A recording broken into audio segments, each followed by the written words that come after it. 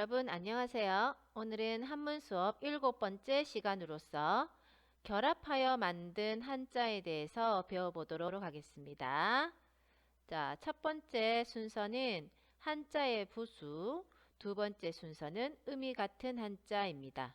자, 한문 교과서 25쪽에 해당하는 부분이니까 참고해서 들어주기 바랍니다.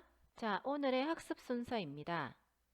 자, 한자의 부수에 대해서 살펴보도록 하는데, 자, 부수는 어떻게 만들어졌으며, 자, 부수란 무엇인가에 대해서 살펴보도록 해요. 음이 같은 한자에 대해서 살펴볼 건데요. 자, 주라는 음을 가진 한자들은 어떤 한자들이 있는지 알아보도록 하겠습니다. 자, 그럼 다음 슬라이드를 보시겠습니다.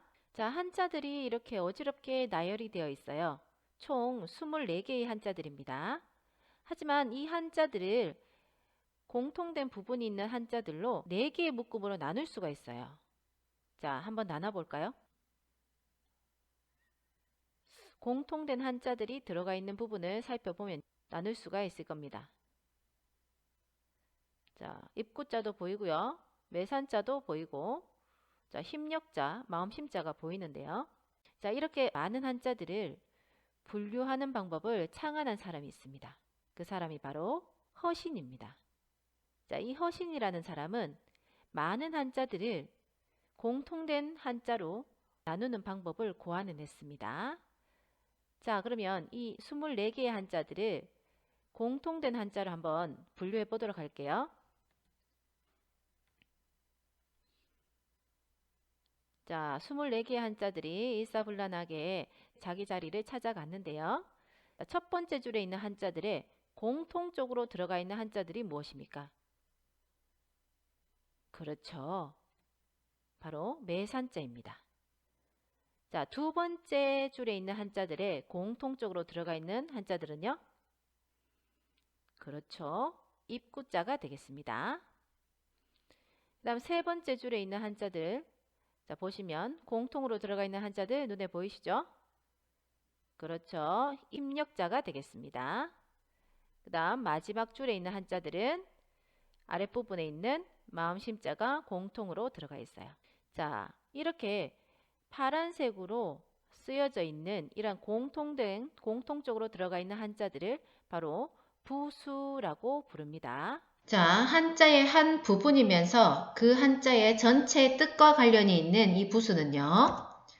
자, 후한 때 경학자인 허신이라는 사람이 서기 100년부터 시작하여 121년까지 약 22년에 걸쳐 최초의 자전인 설문해자를 완성하였다고 합니다.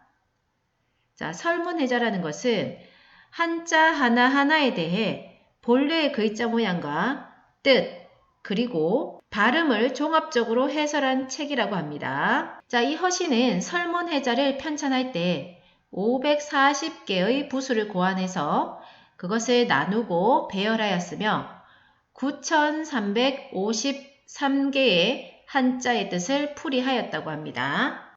자, 그럼 부수란 무엇인가에 대해서 구체적으로 살펴보도록 하겠습니다.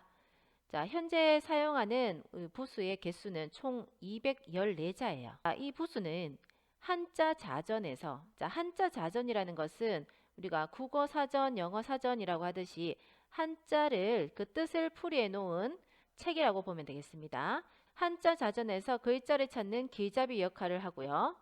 그러한 공통되는 글자의 한 부분으로 보통 한자에 무엇과 관련이 있다? 그렇습니다. 뜻과 관련이 있습니다.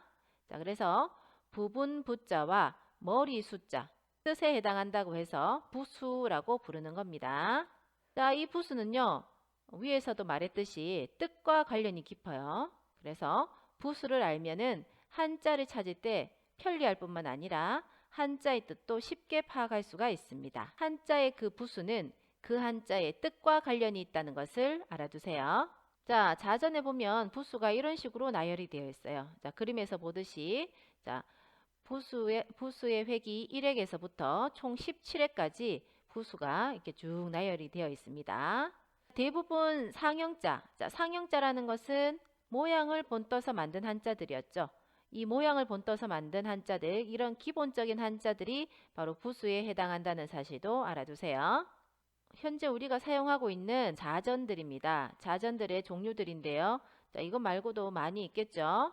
자, 그리고 자전을 펼치면 그 안에는 한자와 한자어와 뜻과 음이 제시되어 있습니다. 자, 그리고 여기서 교과서 192쪽을 한번 펼쳐주세요. 자, 교과서 192쪽에 보시면 다 펼쳤나요?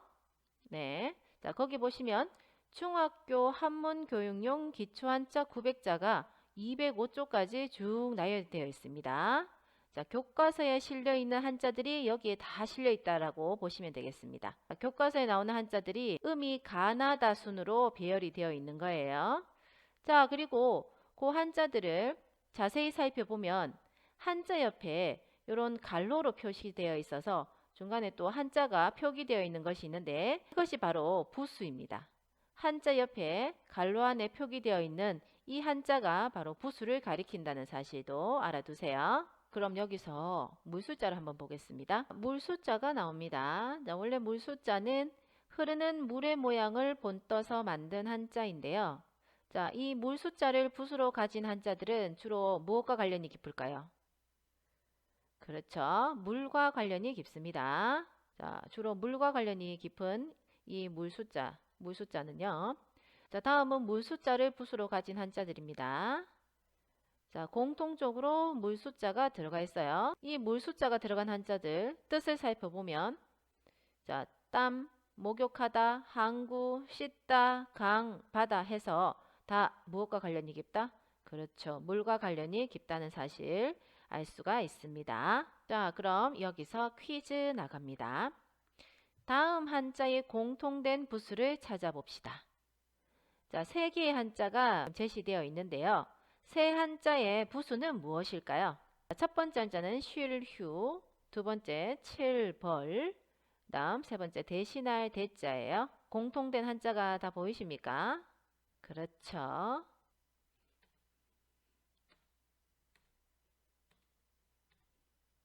자, 빨간색으로 표시되어 있는 이 한자들이 바로 이 세 한자의 부수가 되겠는데요. 자, 사람인자입니다. 자, 사람인자가 다른 글자와 결합해서 쓰일 때는 모양이 이런 식으로 바뀐다고 했었죠. 자, 세 한자의 부수는 사람인이며 모두 무엇과 관련이 깊다? 네, 그렇죠. 사람과 관련이 깊은 한자들입니다. 자, 쉴휴자에도 사람인자가 들어가 있고요. 칠벌자도 우리가 사람들 사이에 있어서 전쟁과 관련이 있는 한자들이죠. 사람과 관련이 있는 한자들입니다. 그 다음 대신할 대자는 대를 이어간다, 대를 잇는다 라는 뜻을 가지고 있어서요. 이것도 마찬가지 사람과 관련이 있는 한자입니다. 자, 이처럼 부수가 다른 글자와 결합할 때는 글자의 균형을 맞추고 글자를 쉽게 쓸 수 있도록 그 모양이 변하기도 한다는 사실 알아두시고요. 자, 그럼 어떤 식으로 변하는가? 변하는 한자들이 있을 겁니다. 그렇죠? 자, 이 변하는 한자들은 어떤 것이 있는지 살펴봅시다. 자, 사람인자는 자, 이렇게 날씬하게 바뀐다고 했어요. 예를 들어서 살주자. 우리 이주한다 했을 때 이주자를 쓰는데 살주자 같은 경우에 사람인자가 들어가 있죠. 이런 경우에 날씬하게 이렇게 바뀝니다. 그 다음 물숫자는 삼수변으로 바뀌어요. 자, 삼수변이라고 부릅니다. 자, 바다 해자 같은 경우에 물숫자가 들어가 있죠. 자, 이 물숫자가 날마다 맷자와 결합했을 때 이렇게 삼수변으로 바뀐다는 사실도 알 수 있습니다. 그 다음 마음심자는 신방변이라고 해서 글자의 왼쪽 부분에 쓰일 때 이런 식으로 모양이 바뀌어요. 자, 마음정, 뜻정자. 우리 초코로 만든 파이에 보면 이 한자가 적혀져 있을 거예요.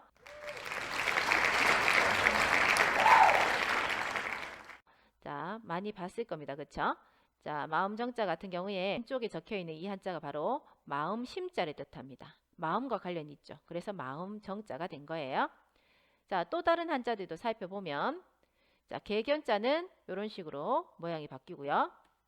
먹을식자는 이렇게, 손수자는 제방변으로, 대나무죽자는 대중머리로, 불화자는 연하발, 칼도는 선칼도방으로 이렇게 모양이 바뀐다는 사실, 그리고 왼쪽, 오른쪽, 위, 아래에 쓰이느냐, 어떤 위치에 쓰이느냐에 따라서 이름도 바뀐다는 사실도 알아두세요.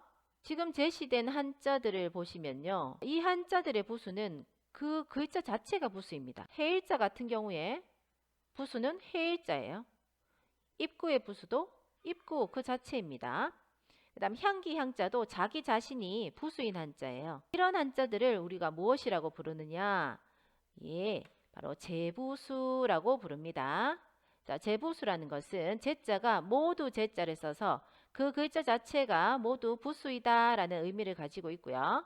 글자 전체가 부수인 경우를 바로 제부수라고 부른다는 사실도 명심하세요.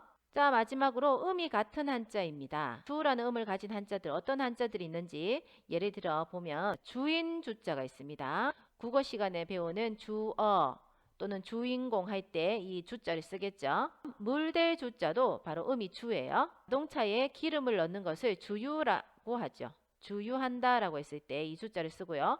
주입한다라고 했을 때도 이 주자를 씁니다. 그 다음에 살 주자가 있습니다. 본래 살던 곳에서 옮겨서 살아가는 것을 이주라고 하죠. 옮길 이자와 같이 써서 이주라고 하는데요. 그때 주자 살 주자입니다. 이 세 개의 한자가 다 음이 주라는 사실 알 수 있겠죠. 자, 오늘 배운 내용을 정리해 볼까요? 자, 한자의 부수에 대해서 배웠는데요.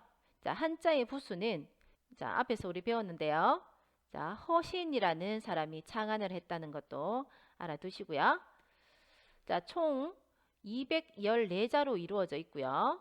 한자 자전에서 글자를 찾는 그런 길잡이 역할을 하고 있고요.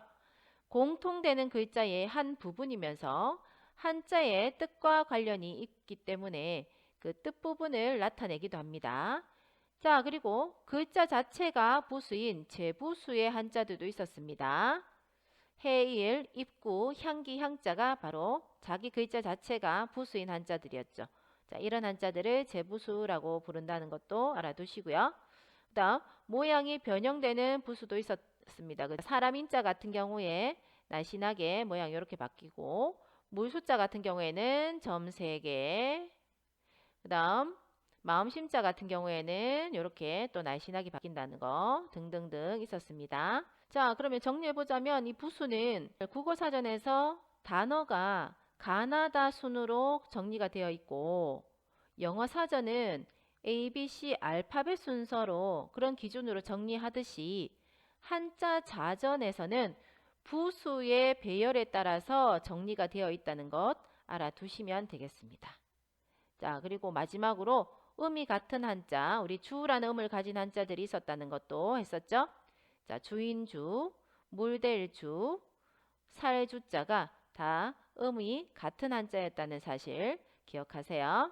오늘의 과제입니다. 배운 내용을 구글 설문지로 정리해보고 3과 세로 익힐 한자의 모양, 뜻, 부수를 공부합니다. 부수는 192쪽부터 205쪽까지의 부록을 참고하여 정리하면 됩니다.